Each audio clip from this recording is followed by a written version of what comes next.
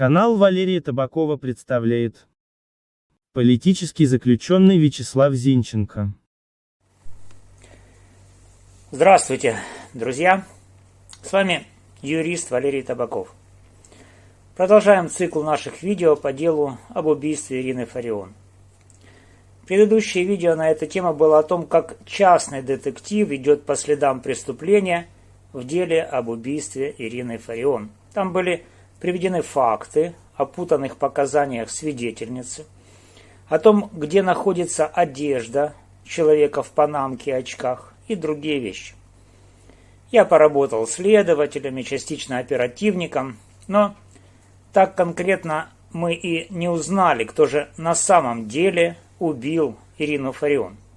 Сейчас же мы попытаемся спрогнозировать итог дела и то, чем оно закончится. Чем закончится это судебно-следственное разбирательство, приобретшее эпические черты. Не забывайте, друзья, поддерживать канал лайком, комментарием, подпиской и по возможности донатом на карту Приватбанка, номер которой вы найдете в первом закрепленном комментарии под этим видео. Итак, к делу. Задача следователя – это найти убийцу и привлечь его к ответственности. Именно за это он получает зарплату. Но, друзья, то обвинение, которое предъявлено Зинченко, стороной обвинения, не выдерживает никакой критики. Потому что прямых доказательств вины Зинченко в убийстве Фарион нет. А без прямых доказательств, без улик, говорить о том, что обвиняемый однозначно является убийцей, нельзя. Но несмотря на такие обстоятельства, сторона обвинения все же решает переквалифицировать дело с части 1 статьи 115 на часть 2, с неквалифицированного убийства на квалифицированное. И одним из квалификационных признаков предлагает считать мотив расовой, национальной или религиозной неприязни. Религиозную неприязнь, друзья, я отбрасывал, хотя в принципе в той ситуации, которая сейчас имеет место в Украине, когда 20 мая Украинская православная церковь Московского патриархата будет полностью запрещена, этот мотив отбрасывать нельзя. И в том числе потому, что свои патриотические, в кавычках, сентенции убитая направляла в том числе и против УПЦ МП. Поэтому можно было бы пытаться искать убийцу среди сторонников Украинской православной церкви Московского патриархата, но пока мотив религиозной неприязни отложим и займемся тем, который нам предлагает обвинение. Это расовая или национальная неприязнь, в том числе и на языковой почве. Сторона обвинения считает, что у подозреваемого и у обвиняемого возникла личная неприязнь к Ирине Фарион в связи с ее активной позицией по защите украинского языка и культуры, и, по мнению обвинителей, у обвиняемого возникла мысль о том, что Фарион своими действиями раскалывала народное единство, и поэтому он решил ее убить. Откуда следствие и прокуратура извлекли этот витиеватый мотив? Для того, чтобы ответить на этот вопрос, давайте, друзья, напряжем свою память. Ну, во-первых, 18-летний парень. Мне трудно представить, чтобы он настолько был докой в теме политики, чтобы мотив, вменяемый ему обвинением, у него мог возникнуть. Тем более, что он сознательный бандеровец и националист. В чем тут проблема? Зачем полиция и прокуратура квалифицируют это убийство именно по этому признаку – расовая и национальная неприязнь? Пораскинув здравым смыслом, с достаточной степенью обоснованности, можно предположить, что этот мотив не то что высосан из пальца, хотя в отношении лично Зинченко это реально так, а что этот вменяемый Зинченко вычурный и суперполитизированный мотив уже когда-то и где-то звучал.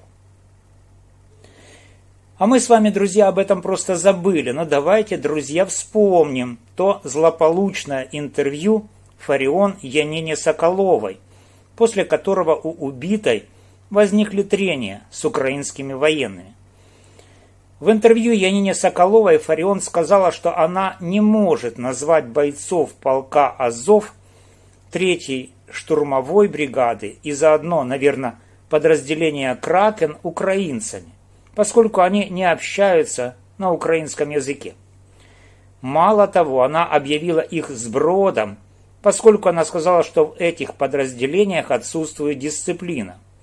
На это дерзкое замечание среагировал замкомандира 3-й штурмовой бригады Максим Жорин. Реагировал он достаточно грубо и жестко и заявил, что конченная П. Фарион не имеет права открывать свой рот в сторону 3-й штурмовой и Азова, и что правоохранительные органы должны обратить внимание на ее деятельность, которая раскалывает украинское общество по ФСБшным методичкам. Такая тогда, 6 ноября 2023 года, возникла ситуация. И вот тогда этот мотив и прозвучал. Максим Жорин говорил, что правоохранители должны заняться Фарион в связи с тем, что она раскалывает украинское общество. И именно этот мотив в этой формулировке использовали следственные органы и прокуратура при переквалификации этого дела. Прокуратура и следаки вписали в обвинительный акт, что Зинченко считал, что Фарион раскалывала украинское общество, и поэтому у него возник умысел на убийство. То есть озвученный обвинением мотив – это мотив не Зинченко. Это, друзья, мотив, сформулированный Максимом Жориным, замкомандира 3-й штурмовой бригады и бывшего командира полка Азов. Для чего, друзья, дело об убийстве Фарион политизируется в плоскости, сформулированной Максимом Жориным, и переводится в плоскость национальной неприязни? Друзья, мы знаем, что в последнее время идут постоянные разговоры о грядущих в Украине президентских выборах, и что на Западной Украине по всем городам, в том числе и по Львову, установлены куча билбордов с портретами Андрея Белецкого, командира 3-й штурмовой. Андрей Белецкий, командир 3-й штурмовой, родом из Харькова. Максим Жорин родом из Рубежного. Но и Редис, сегодняшний командир Азова, родом из Киева. То есть это центральная и восточная Украина. Ну а языковый вопрос с приближением выборов постоянно педалируется с новой силой. В частности, такими политиками, как, например, Порошенко. А после победы на выборах в 2019 году был взят на вооружение и Зеленским. И именно этот вопрос постоянно прорабатывался в оскорбительной форме Ириной Фарион. И тут возник конфликт.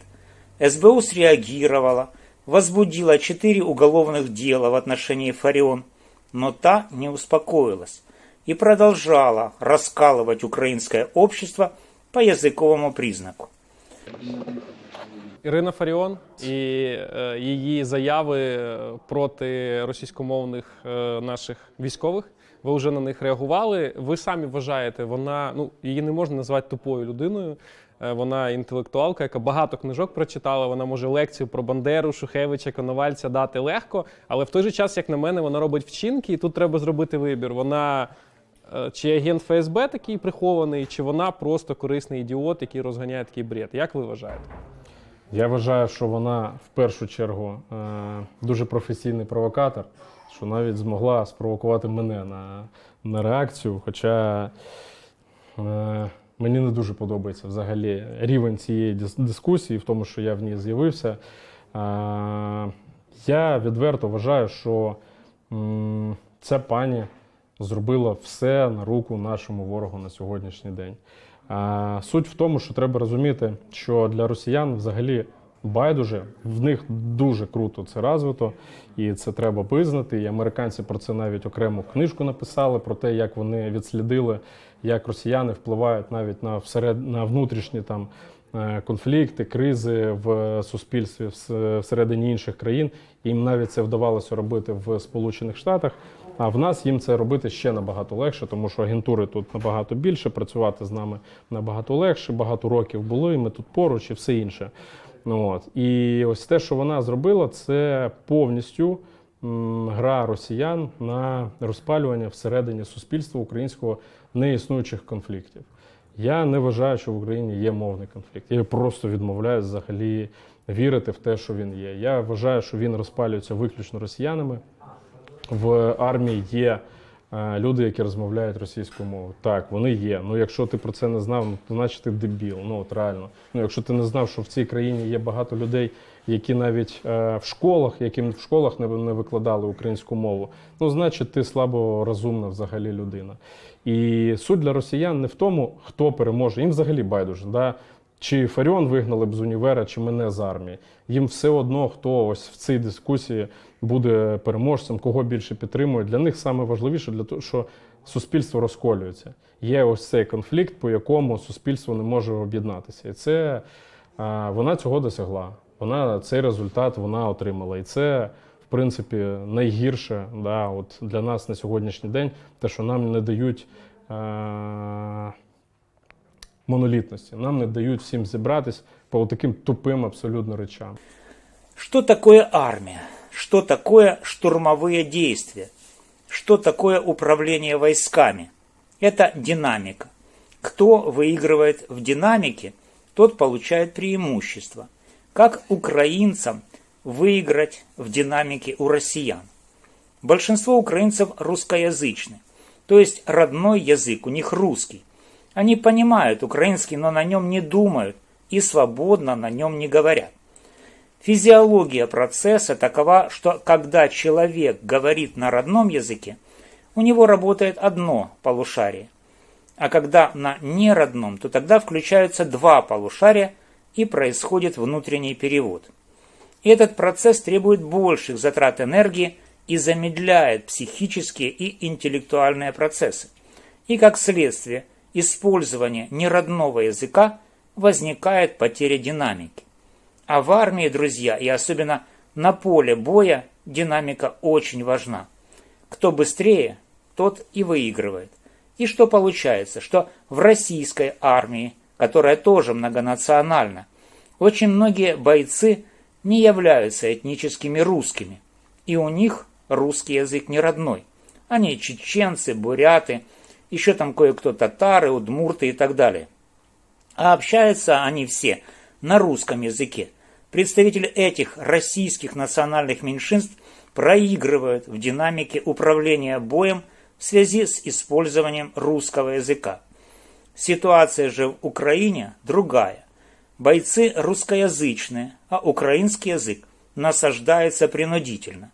То есть проигрыш в динамике украинской армии получается в результате попыток заставить русскоговорящих использовать в бою украинский язык. Следствием этого является утрата украинскими военными динамики управления боевыми подразделениями. А это пагубно сказывается на эффективности военных действий. Этого Максим Жорин не сказал. Он просто послал Фаріон по определенному адресу на 3 буквы.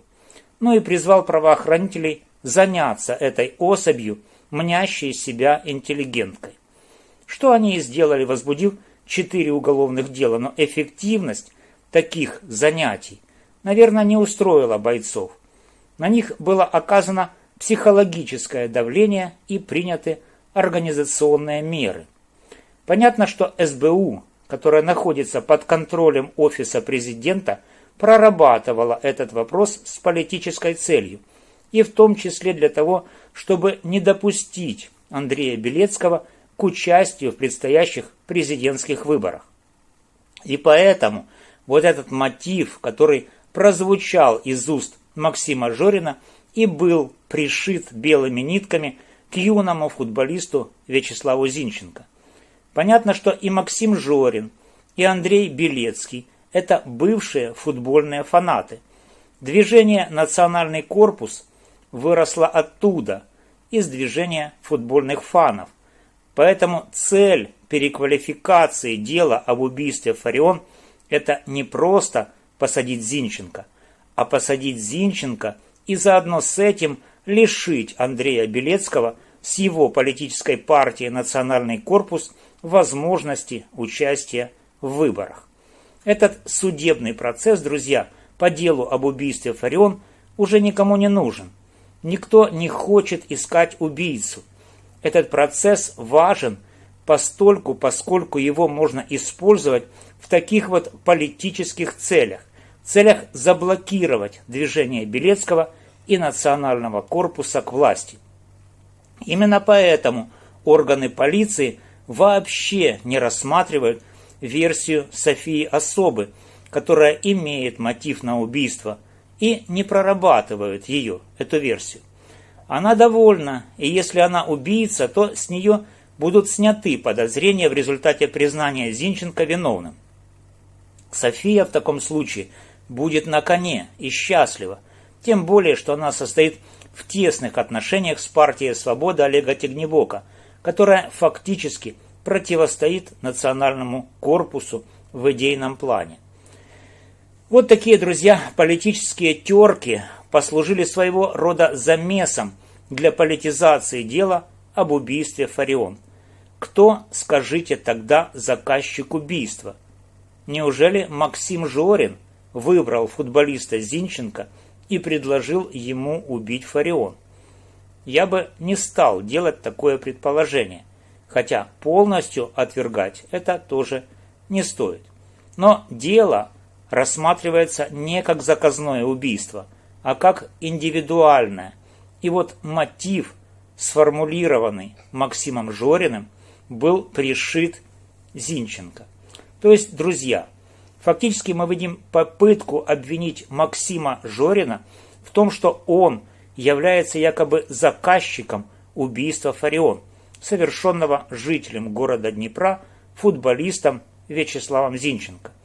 Если даже это так, и Максим Жорин действительно заказал убийство Фарион, а Зинченко это убийство исполнил, стал ли бы я, друзья, русскоговорящий гражданин Украины, осуждать за это Максима Жорина? Ответ на этот вопрос я озвучивать не буду. Ответить на него может попробовать хотя бы самому себе каждый русскоговорящий гражданин Украины. Вопрос очень интересный. Поэтому, друзья, исходя из сложившейся ситуации и с учетом сложившихся обстоятельств, мы видим, что цель судебного процесса не добиться правосудия, а реализовать свои политические амбиции. Заказчик результата этого судебного процесса политический. Подозреваемый в этом процессе политический подозреваемый. И тот, кого подозревают в заказе убийства, тоже имеет отношение к политике. Это классический крючок СБУ, на который власти хотят посадить Национальный корпус.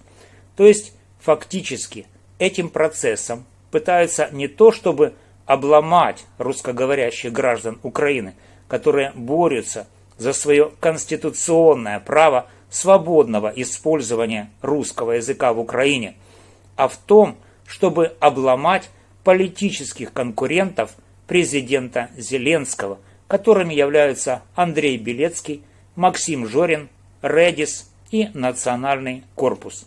Вот такая вот, друзья, ситуация. Такие обстоятельства. Я думаю, что мы с вами в ближайшее время увидим развертывание судебного процесса об убийстве Фарион именно в этом направлении.